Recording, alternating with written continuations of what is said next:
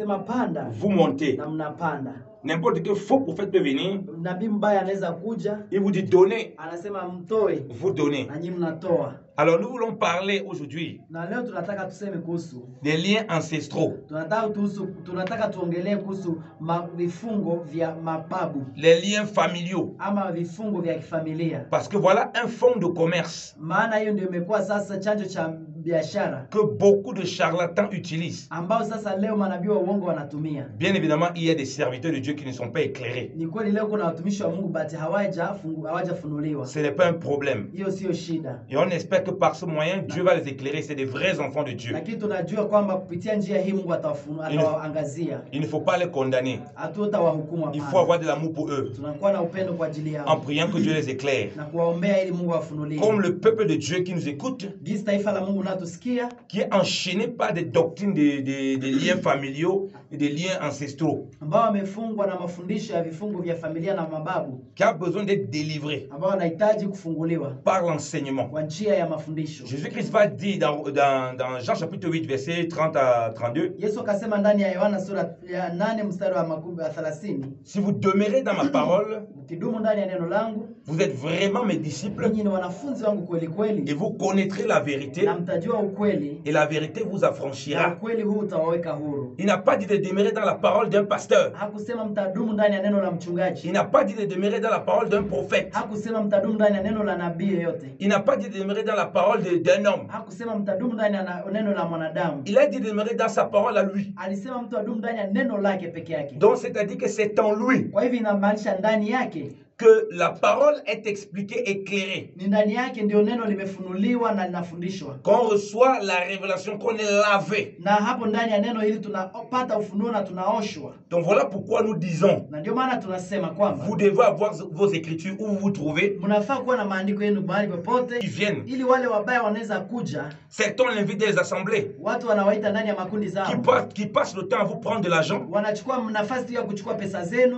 Disant pour vous délivrer des liens familiaux, des liens ancestraux. Wakisema kwamba wanawafungua kutoka vifungo za familia na za kimababu. Vous avez un problème pour enfanter? Una shida pengine ya kuzaa. On commence à regarder dans votre généalogie. Wanaanza angalia ndani ya ukoo wako. Quelqu'un qui avait un problème pour enfanter. Mtu aliyekuwa na shida ya kuzaa. Et puis là, na baadaye hapo on dit que c'est un lien familial. Wanasema ni kifungo cha familia. Et bon, d'autres sont comme ça, ils sont pas éclairés, on ne les en veut pas. Wengine ni kwa sababu pengine hawajafunuliwa. Et on croit que par la parole de Dieu aujourd'hui, lakini tunaamini kwamba kwa neno la Mungu leo, la lumière de la parole qui est en Christ, nuru ya neno ambalo liko ndani ya Kristo, va ôter les écailles des yeux. Itatoa vile vifungo, itatoa kitambaa kwenye macho yao. Donc elle ne parvient pas à coucher. Leo hawawezi kuzaa. On lui dit que c'est un lien familial. Wanamwambia ni kifungo cha familia. Qu'il faut que donne les enveloppes. Na wanamwambia lete bahasha. Elle va donner une enveloppe de 200 € même pour beaucoup. Na anaweza kuleta bahasha ya dola 200. Donc voilà comment les gens sont esclaves. Ndio unapata watu ni watumwa. Non seulement ils croient aux bêtises comme ça. Sio kwa sababu tu wanaamini hiyo mabaya. En plus, eux-mêmes, ils n'examinent pas la parole. Shida ni kwa sababu pia hata yeye mwenyewe hachunguzi maandiko. Donc des deux côtés, il y a un problème. Kwa hiyo njia mbili yote kuna shida. Donc nous annonçons la parole, nous enseignons pour réfuter les contradicteurs. Kwa hivyo tunafundisha ili kupigana na hawa watu wabaya qui déforment l'évangile et font le commerce de l'évangile dans l'ignorance des gens. Ambao wanabadilisha injili na wanafanya injili kuwa biashara ndani ya kutokujua ya watu. Nous instruisons aussi pour le peuple qui veut rester toujours un bébé et qui ne lit pas la parole. Na tunaimarisha pia watu ambao wanatamani kubaki watoto ndani ya neno la Mungu. Voilà pourquoi si tu reçois la parole de vérité aujourd'hui, tu seras délivré au nom de Jésus. Ndio maana ukisikia hiyo neno la kweli utafunguliwa kwa jina la Yesu Kristo. Tu as un problème avec l'argent? Uko na shida pengine ya pesa. Ou bien tu as les difficultés que tu rencontres dans ton travail? Pengine uko na shida ambayo unakutana nayo kazini. Ou bien tu as des difficultés avec l'alcool? Pengine uko na shida pamoja na pombe. Toi, tu es enfant de Dieu. Wewe ni mtoto wa Mungu. On te dit que ça c'est un lien familial. Wanakuambia hiyo ni kifungo cha familia. Du coup, les chrétiens sont toujours des immatures. Tunapata Wakristo bado ni wachanga tu. Irresponsables. Hawana nafasi ya jukumu. Rien n'est de leur faute. Hakuna kitu ambacho ni shida. Tout est la faute toujours des pères. Makosa inakuwa tu ya baba. Tout est la faute toujours des ancêtres.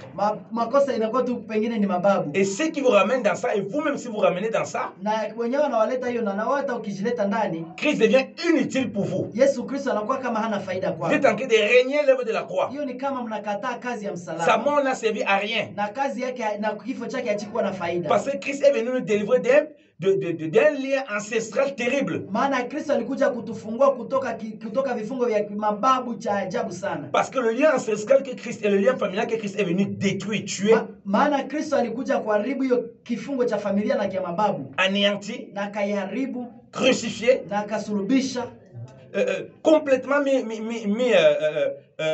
je vais dire sans effet. na akaifanya kuwa isiwe na kazi yoyote. C'est la mort. Na hiyo ndio kifo. Et plus principalement le péché. Na zaidi akaharibu dhambi. Il a mis en évidence parce que la mort est la résultante du péché. Alifanya hivyo maana mshahara wa dhambi ni kifo. Toi qui crois en Jésus-Christ, Wewe ambao unamwamini Yesu Kristo, tu sais que la mort n'a plus d'impact sur toi. unajua kwamba kifo hakina tena uwezo juu yako. Même si tu meurs physiquement, Hata ukikufa kimwili, tu es devenu une nouvelle créature. unakuwa kiumbe kipya. Et la mort, si tu es en Christ, n'a plus d'effet sur toi. Na kifo hakina tena matokeo juu yako hata kama namna gani. C'est un passage pour toi maintenant. Hii ni shairi kwako leo. Tu te reposes dans le Seigneur. Unapita na unapumzika ndani ya Kristo. Pourquoi? Parce qu'il est venu mettre en évidence la vie éternelle en détruisant, en anéantissant le péché et détruire la mort. Kwa sababu alikuja kuleta uzima milele kwa kuharibu kifo kwa njia ya kifo chake. Et uniquement ceux qui sont en Jésus-Christ Na wale tu walio ndani ya Kristo Yesu ont le pouvoir sur la mort. wana uwezo juu ya kifo. C'est pourquoi l'Écriture dit, Ndio maana maandiko inasema quand il va venir, wakati atakapokuja ceux qui sont morts en Christ, wale waliokufa ndani ya Kristo ils ressusciteront. watafufuliwa, Et ceux qui sont vivants na wale walio hai vont se rencontrer avec le Seigneur dans les airs. watakutana na Bwana pale mawinguni. Ça c'est 1 Thessaloniciens chapitre 4. Hiyo ni Wathesalonike wa kwanza 4. Parce que la mort n'a plus le pouvoir Maana kifo hakina nguvu tena sur nous. juu yetu. Pour ceux qui sont vraiment en Christ, Wale ambao wako kabisa ndani ya Kristo, qui marchent selon l'esprit ambao wanaongozwa na Roho et non selon la na chair. hawaongozwi na mwili. Donc, Christ est venu détruire un lien ancestral depuis le jardin d'Éden. Kwa hivyo Yesu Kristo alikuja kuharibisha hiyo kifungo ya kifamilia kutoka Adamu. Il s'agit du péché.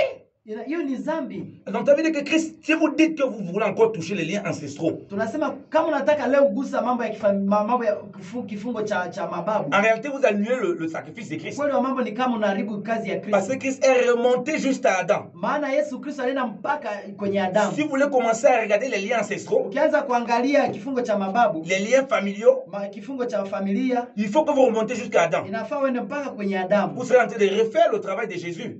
Utakuwa unarudisha kazi ya Yesu Or, Kristo. personne ne peut faire le travail du Seigneur Jésus. Hakuna mtu anaweza kufanya kazi ya Yesu. L'œuvre de la croix est parfaite. Kazi ya msalaba inatosha. À la croix, il a dit que tout est accompli. Pale msalabani alisema yote imekwisha. Il a dit que tout est accompli. Alisema yote Donc, imekwisha. il ne peut pas avoir un autre moyen pour toi et moi qu'on soit délivrés. Hakuna njia nyingine ambayo tunaweza ipitili kufunguliwa. Des liens de péché ancestraux. Kutoka ndani ya vifungo vya dhambi. Et le lien des liens que le péché qui a conduit à la mort d'Adam. Ndani ya vifungo vilivyoleta Adamu ndani ya kifo. Alléluia. Amen.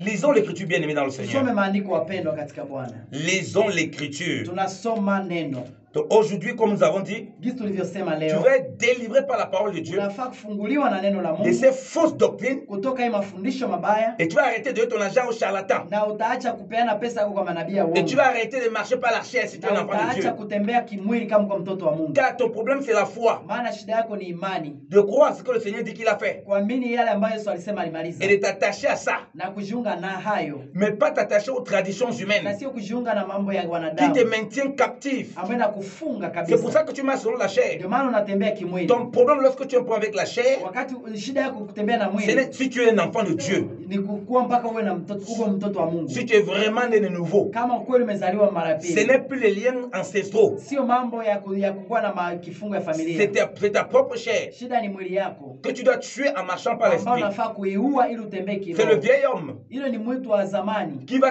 essayer de te corrompre. ambaye anakuja Quand kuchanganya. l'ennemi te fait déjà croire Wakati adui anakuja que non, tu as kufuanisha, toujours le lien de tes parents, anakuaminisha kwamba uko na kifungo ya familia alors que tu n'en as plus. ingawa hauna tena. Lisons 1 Pierre chapitre 2, bien aimé dans le Seigneur. Tunasoma Petro wa kwanza sura ya pili. 1 Pierre chapitre 2. Petro wa kwanza sura ya Non, pili. 1 Pierre chapitre 1 même. Zaidi sana Petro wa kwanza sura moja. Que nous dit l'Écriture? Tunasoma hapa maandiko nasema nini? Que nous dit l'Écriture, bien-aimés dans le Seigneur? Maandiko nasema nini wapendwa katika Ouvrez Bwana? vos Bibles, comme on a dit. On va lire ensemble, donc ouvrez vos Bibles. Kwenye huko pale naomba ufungue Biblia yako. Parce qu'on a dit, il faut toujours vérifier. Maana tulisema kwamba inafaa kuchunguza pia. Afin que tous les faux enseignements Ili mafundisho yote mabaya soient ôtés de votre entendement. iweze kutoka ndani ya masikio yenu. Car la foi vient ce qu'on entend. Maana imani inakuja kwa kusikia. Ce qu'on entend de la parole de Dieu. Na kusikia inakuja kwa neno la Mungu. Ainsi, l'hérésie vient aussi de ce qu'on entend. Na pia maneno mafundisho mabaya inakuja kwa kusikia. Des paroles hérétiques. Na mafundisho mabaya. Dans des paroles qui ne sont pas de Dieu. Na maneno ambayo haitoki kwa Mungu. 1 Pierre chapitre 1. Petro wa kwanza sura 1. À partir du verset 17. Kuanzia mstari wa 17. Il est écrit, et si vous invoquez comme Père celui qui sans continuation de personne juge chacun selon ses œuvres, na mkimwita baba ambaye hana ubaguzi wa mtu yeyote anayehukumu kulingana na matendo ya mtu, conduisez-vous avec crainte pendant le temps de votre séjour sur terre. Nendeni kwa woga wa Bwana kwa wakati mlio hapa duniani. Vous savez en effet que ce n'est point pas des choses périssables. Mnajua ya kwamba si kwa vitu vinavyoharibika, argent ou or, pesa ama dhahabu, que vous avez été rachetés de la vaine manière de vivre hérité de vos pères. Kwamba mumekombolewa na tabia mbaya mlioirithi kutoka baba zenu. Il est écrit, bien dans le Seigneur, imeandikwa wapendwa katika Bwana, la manière de vivre qu'on avait hérité des pères, hali mtu anaishi kutoka ambayo tuliirithi kutoka baba zetu, dans les liens spirituels qui passent par le sang et toutes sortes de choses. Kwa hivi kifungo cha kiroho ambacho kinapita kwenye damu na mambo yote, les liens charnels qui ont produit des semences, kifungo cha kimwili kilichozaa matunda. L'Écriture nous précise neno linatuhakikishia kwamba que ce n'est point que nous avons été rachetés, sio kwamba tulikombolewa de ces choses, na mambo hayo, ce n'est point par l'argent, sio kwa mambo ya hatukukombolewa na pesa, ce n'est point par l'or, na sio kwa dhahabu, ce n'est pas par des choses périssables. sio kwa vitu zinazoharibika za dunia. Vous comprenez pourquoi c'est une abomination de donner une enveloppe pour être délivré des liens ancestrales. Na mtelewa kwamba ni machukizo mtu kupana pesa ili aweze kufanyiwa deliverance ama ukombozi. Parce que l'argent ne peut en aucun cas vous délivrer de ça. Maana pesa haiwezi kuletea ukombozi wowote. Parce que les prières ou soi-disant des liens ancestrales, personne ne peut t'en délivrer. Maana hakuna maombi ya kuweza kufungua mtu kutoka vifungo vya familia. Au contraire, tu en seras toujours esclave. Pasipo hii utakuwa bado mtumwa tu. C'est pourquoi les gens vont toujours chez les marabouts. Ndio maana watu wanaendea wafumu. Alors que la solution c'est de croire en Jésus-Christ. Ingawa suluhisho ni kumwamini Yesu Kristo. Et marcher en nouveauté de vie. Na kutembea kwa maisha mapya. Pour voir la délivrance de Dieu s'accomplir. Ili kuweza kuona ukombozi wa Mungu kutendeka. Il dit que vous avez été rachetés d'une vaine manière de vivre de vos parents. Anasema tulikombolewa kutoka hali mbaya tuliyoirithi kutoka baba zetu. On dit l'héritage. Anasema kuhusu urithi. Vous connaissez ce qu'un héritage? Unajua urithi ni nini? Quelqu'un a laissé des biens. Mtu ameacha mazuri. Les enfants héritent. Watoto wanakuja kuirithi. Et quand on hérite même sur le plan matériel, na kulingana na mambo ya kimwili mtu anaporithi, on hérite avec tous les démons qui sont. Mtu anarithi pia na mahewa mbaya zilizo ndani. Pierre qui a marché avec Jésus-Christ, Petro aliyetembea pamoja na Yesu qui Kristo, était juif, ambaye alikuwa Myahudi, il avait la révélation par le Seigneur alikuwa na ufunuo kwa njia ya Bwana, que ce n'est pas le résultat kwamba sio matokeo de quelque chose qu'on a acheté, ya mambo ambayo mtu alinunua, de quelque chose qu'on a fait les efforts humains, ya mambo ambayo mtu alifanya bidii ya kimwili. On te dit que pour être délivré des liens familiaux, wanakuambia ili ufunguliwe kutoka vifungo vya familia. Déjà comme on dit, si tu es enfant de Dieu, na wanakuambia kama uko mtoto wa Mungu, tu n'as pas de liens familiaux. Wewe sio hauna vifungo vya familia. Si tu es vraiment né de nouveau, kama kweli umezaliwa mara ya pili, c'est une séduction. Hiyo ni machafuko, machanganyo. Parce qu'on nous dit qu'on est délivré de cela. Maana Biblia inasema tumefunguliwa kutoka haya. Donc on peut pas t'envoyer dans 50 jours de jeûne, 7 jours de jeûne, 40 jours de jeûne, 3 jours de jeûne pour être délivré d'un lien ancestral. Hawezi tumiwa uende fanya mafungo ya siku 3, siku 4, siku 5 ili ufunguliwe kutoka vifungo vya familia. Ce n'est pas par les œuvres de la chair. Haiko kwa matendo ya mwili. Ce n'est pas par les choses périssables. Haiko kwa mambo inayoharibika. Mais que nous dit le verset 19? Kwa hivyo mstari wa 19 inasema on dit mais par le sang précieux de Christ. Anasema lakini kwa damu ya damani ya Yesu Kristo.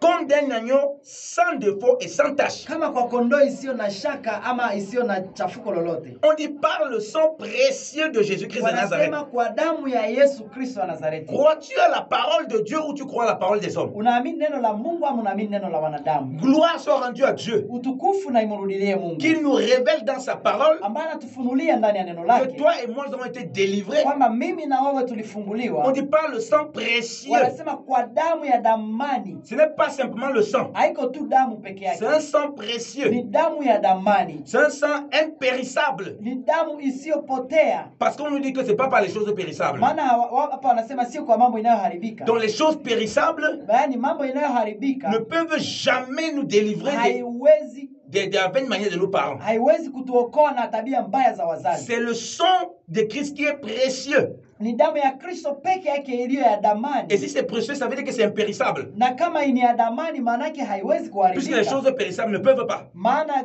vitu vya kuharibika haviwezi.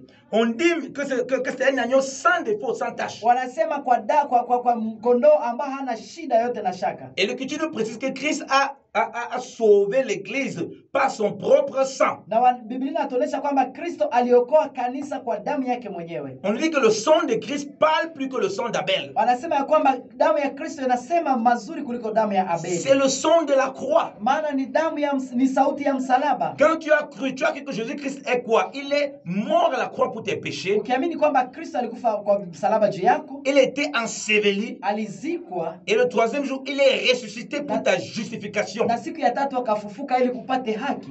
Et on te dit que le sang précieux de Christ, Kwa hivyo damu ya damani ya il ne Kristo t'a pas seulement pardonné les péchés, haikukusamehe tu dhambi, il te lave des péchés. inakuosha dhambi Et ici, il te délivre des vaines manières héritées des pères. na inakuokoa na hali mbaya ulioirithi kutoka wazazi. Donc toi et moi, on doit avoir la foi Kwa mimi na wewe tunafaa kuwa na à imani ce que dit la parole de Dieu. kwa ile ambayo neno la Mungu Et linasema. parce qu'on a dit la foi, bien ce qu'on entend, Na jinsi tulivyosema imani inakuja kwa ce kusikia qu'on entend de la parole de na Dieu. kusikia kwa neno la Mungu. Si on te lit n'importe quel verset biblique, Ukiambiwa kila hali yote ya shairi la ça Biblia ne changera jamais ces réalités qui se trouvent en Jésus. haitawahi badilisha ukweli ulio ndani ya Kristo Et Yesu. comme on sait que certains chrétiens sont mélangés dans la Bible, Na kwa sababu Wakristo wengi wamechanganyikiwa ndani ya Biblia, on prend des versets à gauche et à droite. wanachukua mashairi kuume na kulia na On kushoto. commence à aller bombarder ces versets. Wanaanza kwenda angalia hayo mashairi, Alors que ingawa ils doivent connaître leur identité en Christ. inafaa wajue anwani yao ndani ya Kristo. Donc voici ton identité Hiyo ndio anwani yako qui est en Jésus-Christ. ambayo iko ndani ya Yesu Kristo. Regardez ce qu'on dit toujours de cet agneau Tuangalie jinsi wanasema kuhusu huyu kondoo au verset 20. pale kwa mstari wa 20. Il a été désigné d'avance avant la fondation du monde Alichaguliwa mwanzo kabla ya kuumbwa kwa misingi ya ulimwengu, et manifesté à la fin des temps à cause de vous. na akadhihirishwa kwa siku za mwisho kwa ajili yenu. Cet agneau est destiné avant la fondation du monde, Huyu kondoo aliletwa kabla ya misingi ya ulimwengu, avant même que Adam ne pêche. kabla hata Adamu hajafanya dhambi. Alléluia. Amen. Comment tu veux remplacer un tel sacrifice? Namna gani unaweza kubadilisha na udhabihu kama hii? Par les prières de délivrance ancestrale, Kwa njia ya maombi ya ufungulivu ya mafamilia, par les prières de délivrance familiale, kwa njia ya maombi ama maufungulivu ya vitu za familia, des soi-disant liens que tu as, kwa kusema ationi vifungo, par des enveloppes kwa njia ya mabahasha que tu passes au temps donné de prophète en prophète et tu n'es pas délivré. ambao napita kwa manabii na manabii na haufunguliwa Parce que hata. peut-être tu n'es pas enfant de Dieu. Pengine saa zingine kwa sababu hujakuwa mtoto wa Mungu. Voilà pourquoi ces liens peuvent toujours te réclamer. Ndio maana hiyo mahali zinakutafutisha tu. Mais si tu es un enfant de Dieu, Lakini kama wewe ni mtoto wa Mungu, aucune réclamation ne peut passer sur toi. hakuna kitu ambacho itakuhitaji. À moins si tu marches par la chair Pengine ama kama unatembea et que kimwili la chair commence à être ton maître. na kama mwili ndio anakuwa mwalimu Et wako. même jusque-là, Na hata mpaka hapo tu as le pouvoir en tant qu'enfant de Dieu uko na uwezo kama de mtoto wa marcher Mungu par l'esprit. kutembea kwa roho. Comme Galates 5 nous dit, Jinsi wa Galatia 5 inasema, marchez par l'esprit et vous n'accomplirez pas les désirs de la chair. mwende kwa roho na mtazitimiza tamaa za mwili. Et c'est comme ça que tu fermes toute porte à des démons, Na hapo ndio unaweza kufunga milango yote ya mapepo à des mauvais esprits. na maroho Et mbaya. si on dit qu'on ferme des portes à des démons, des mauvais esprits, Na kama tunasema kufunga mapepo kwa maroho mbaya na mapepo, on ferme des portes à tout ce qui peut être soi-disant lien ou ancien lien ou démons des liens qui voulaient revenir. inamaanisha umefunga milango kwa njia yote ya hali ya vifungo zile zinaweza tokelea. Il n'y a pas de place pour eux. Hakuna njia, hakuna nafasi Tu kwa es un hayo. temple saint. Wewe ni hekalu takatifu. Tu es un temple qui appartient au Wewe Seigneur. ni hekalu ambalo ni la Mungu. Mais l'ennemi joue sur le fait que tu ne connais pas la parole. Lakini adui anakuja kwa sababu hujui neno. Du moins, tu ne connais pas dans quelle dispensation tu es. Shida ni kwa sababu pia hujui uko ndani ya muda gani, la dispensation de la grâce muda wa neema et l'œuvre parfaite de Christ. na ndani ya kazi iliyotimilizwa ya Yesu On Kristo. te balade dans des versets en versets Wanakupeleka ndani ya mashahiri na mashahiri et tu es confondu. na unakuwa mchanganyiko. Alors que Jésus a dit que si tu demeures lui dans sa parole, Ingawa Yesu alisema ukidumu ndani ya neno lake tu connaîtras la vérité utajua et ukweli la vérité va t'affranchir. na ukweli itakuweka Que huru. la vérité du Seigneur t'affranchisse maintenant au nom de Ukweli Jésus. wa Yesu Kristo ikuweke huru kwa jina la Yesu. Repentez-vous et préparez les voies du Seigneur. Tubuni na kutengeneza njia za Bwana. Aplanissez les sentiers du grand roi. Nyosheni mapito ya mfalme wa falme. Jésus qui revient bientôt. Yesu Kristo anakuja Le karibuni. roi des rois. Mfalme wa Il falme. revient prendre une église sans tache, Anakuja kuchukua kanisa lisilo na uchafu. ni ride, Halina mawaa yote. ni rien de semblable, Halifananishi na qui chochote. marche dans sa gloire. Ambaye anatembea ndani ya utukufu wake. Cette gloire de l'œuvre qu'il a accomplie.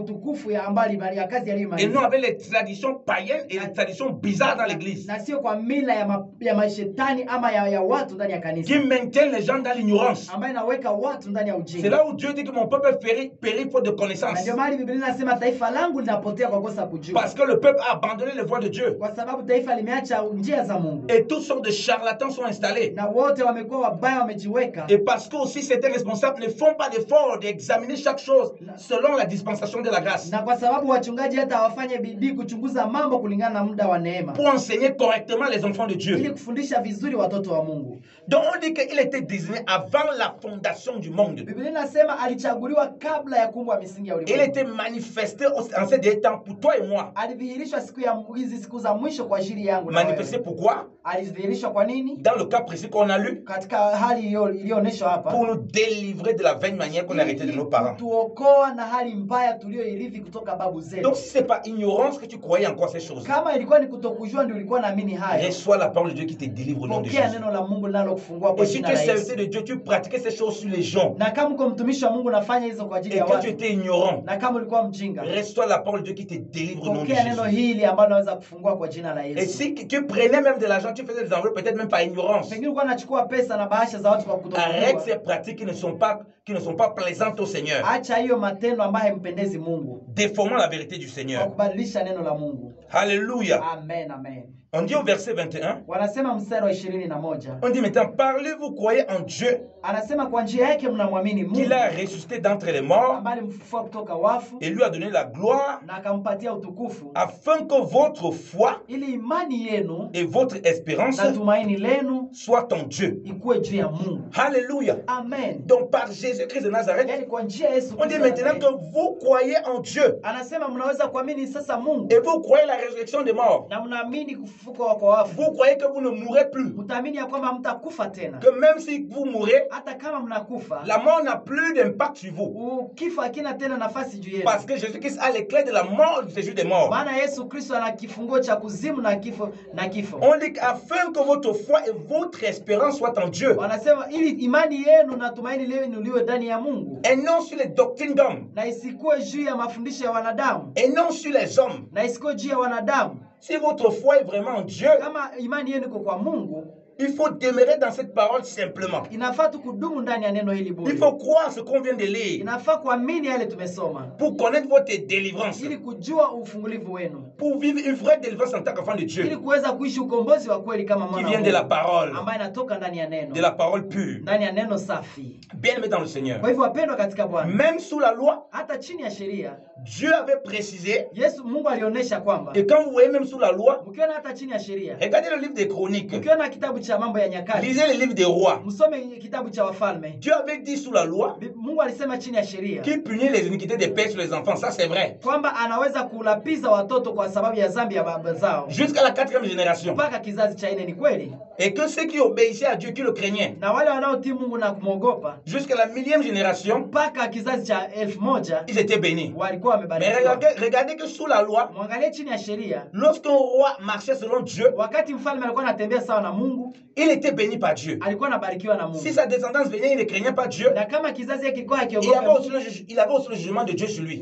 alikuwa pia na hukumu ya Mungu juu Et yao. si un enfant naissait d'un roi et il était obéissant, Na kama mtoto alikuwa anazaliwa na mfalme na anakuwa mtiifu, il renversait tout ce que son père avait mis, na anaweza kuondoa yote ambayo baba yake aliweka, il avait la bénédiction de Dieu. alikuwa na baraka za Mungu. Donc Dieu montrait par là quoi? Kwa hivyo Mungu alikuwa anaonyesha hapa nini? On aura peut-être les prochaines fois, on va aller dans les détails de ces personnes. Pengine tutaweza kuleta changio kwa hiyo mambo yote. Mais avec ce qu'on vous donne déjà là, Lakini yale tunawapatia sasa hivi, vous ne tomberez plus dans ces genres de pièges. hamtaangukia tena katika Et mtego vous hii, marcherez dans la victoire na mtatembea kwenye ushindi par la foi. kwa njia ya imani. Parce que votre foi Maana imani et yenu votre espérance na tumaini lenu sera en Dieu, itakuwa ndani ya Mungu, dans sa parole ndani véritable, ya neno lake la en kweli, Jésus-Christ de Nazareth. kwa Yesu Kristo wa Nazareti. Alléluia. Amen, amen. Donc Dieu montrait par là, Kwa hivyo Mungu alikuwa akionyesha kwa njia si hiyo quelqu'un marchait et craignait Dieu, ya kwamba mtu akitembea na kuogopa Mungu, tout ce que ses pères pouvaient faire, yote ambayo baba zake wangefanya, Dieu ôtait cela et Dieu lui donnait sa crainte et sa bénédiction. Mungu yeye alikuwa anakia bariki huyo mtu.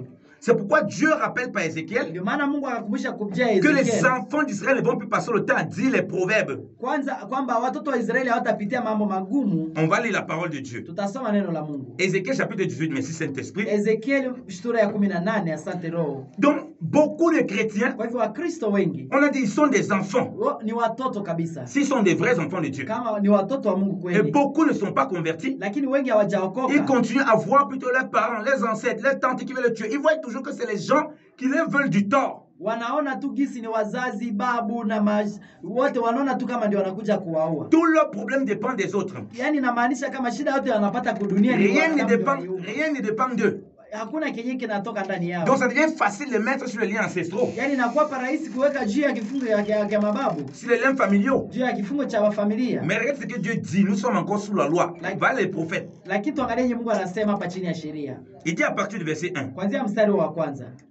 La parole de l'Éternel me fut adressée en ces mots. Neno la Bwana likanijia kwa njia hii. Qu'avez-vous à dire ce proverbe sur la terre d'Israël? Les pères mangent des raisins verts et les dents des enfants sont agacées. Munasema wababa wanakula majani ya kijani na watoto wanakula mizabibu.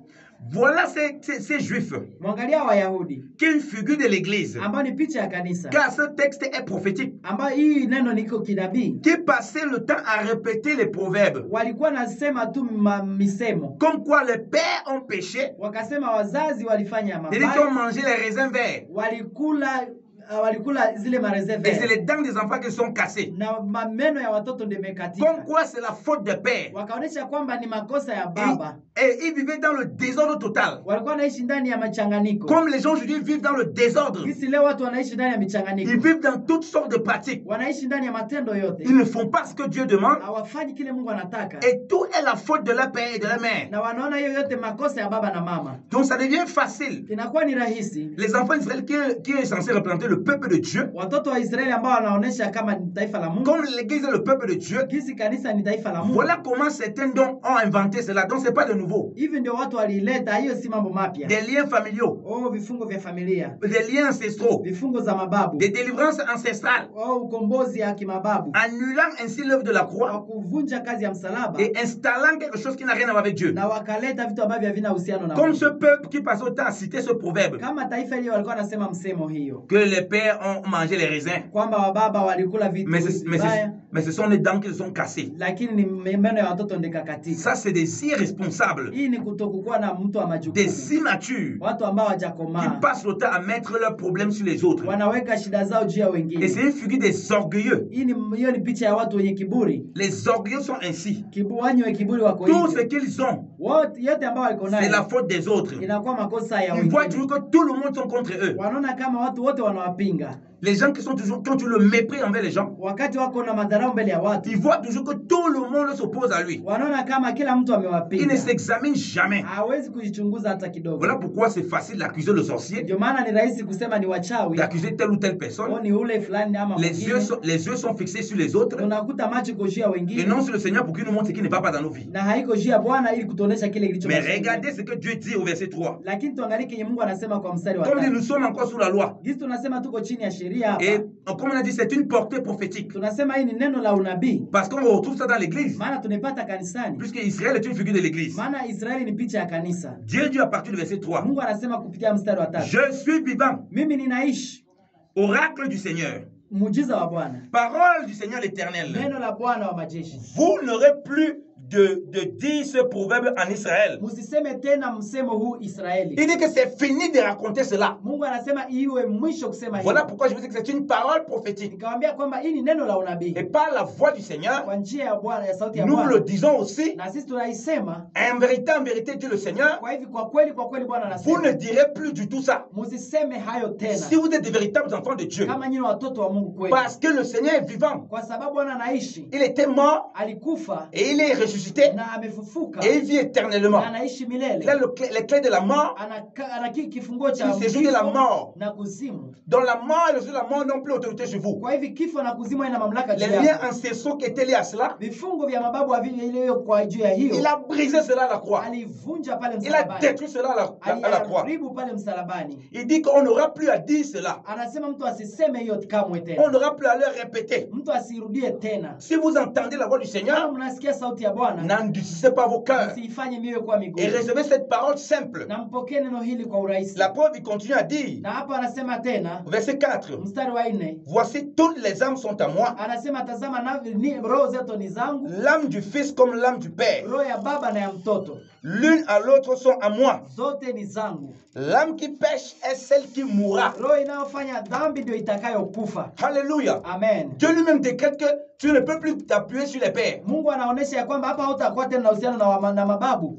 Pour que ce qu'il a dit dans Exode 20 continue sur toi, Gisi kama utakuwa na ile mambo ya Kutoka 20 itakuwa juu yako. il faut que tu continues à vivre dans ton désordre. Inafaa uendelee basi kuishi ndani ya kuchanganyikiwa yako. Il dit que c'est l'âme qui pêche, Anasema ni roho inayofanya dhambi qui va mourir. ambayo itakufa. Tu ne pourras plus dire que c'est la faute des pères. Hautasema ni makosa ya babu. Comme Dieu a dit dans Exode 20 que voilà, il va punir l'iniquité des pères sur les fils pendant jusqu'à 4 générations. Gisi Mungu alisema ndani ya Kutoka kwamba atahukumu watoto kulingana na dhambi za wazazi wao. Le même Dieu te dit par le prophète Lakini Mungu tena akisema ndani ya manabii que c'est fini. kwamba imeisha. Il est vivant. Yeye anaishi sasa. Parce que c'est prophétique, il est vivant. Maana ni kweli anaishi. Christ était mort, il est ressuscité, il est vivant. Alikufa na sasa amefufuka kwa hai. En mourant, Kwa kukufa il a porté ses fardeaux. alichukua mzigo huo. La Bible dit que le châtiment qui nous donne la paix est tombé sur lui. Linasema hiyo ghadhabu inayotupa amani ilianguka juu Il s'est yake. chargé de nos maladies. Alichukua magonjwa yetu. Oh, c'est maladie ancestrale. Oh, ni magonjwa kutoka kwa Il mababu. faut réfuter ces choses au nom de Jésus. Nafaa kukataa mambo hayo kwa jina la Yesu. Oh,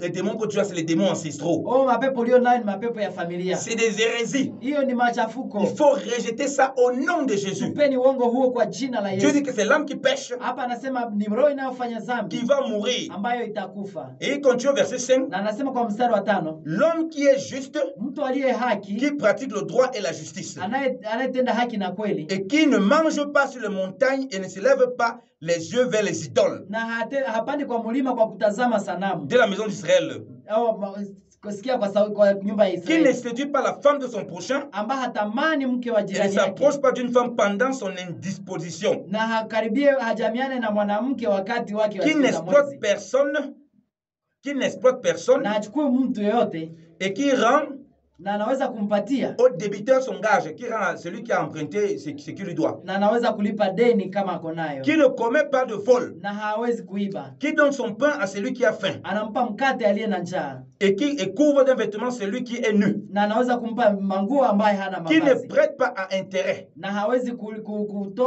kupena pesa kwa riba. et ne tire pas d'usure. Na Donc, qui ne prend pas d'intérêt quand il prête de l'argent. hawezi pana pesa kwa kutafuta faida zaidi. Qui détourne sa main de l'injustice Na anatoa mkono wake kutoka kutokuwa na haki. et juge selon la vérité entre deux hommes. Na anahukumu kulingana na kweli kati ya watu wawili. Qui suit mes prescriptions Anafuata njia zangu et observe mes ordonnances na anatazama maagizo yangu en agissant selon la vérité. kwa kutimiza sawa na kweli. Celui-là est juste. Ule mtu atakuwa wa haki, Il vivra à coup sûr. ataishi vizuri. Oracle du Seigneur, Matendo ya Mungu, l'Éternel. Bwana wa mabwana. Dieu révèle encore même sous la loi. Mungu anaonyesha hapa hata chini ya Celui sheria qui vivait ces choses-là, kwamba mtu anaishi mambo hayo, Dieu prétend qu'il vivra à coup sûr. Mungu anasema ataishi vizuri. Donc même si son père a fait n'importe quoi, Hata kama baba yake alifanya nini, il n'est pas concerné. hata anakuwa na mambo Or, yake. le Seigneur dit que le juste vivra par la foi. Biblia inasema mwenye haki anaishi kwa imani. Toi, par la foi, toi et moi, par la foi en Jésus-Christ, Mimi na wewe kwa imani ndani ya Yesu nous sommes justifiés tumehesabiwa haki et nous pratiquons la justice de la foi. na tunatimiza haki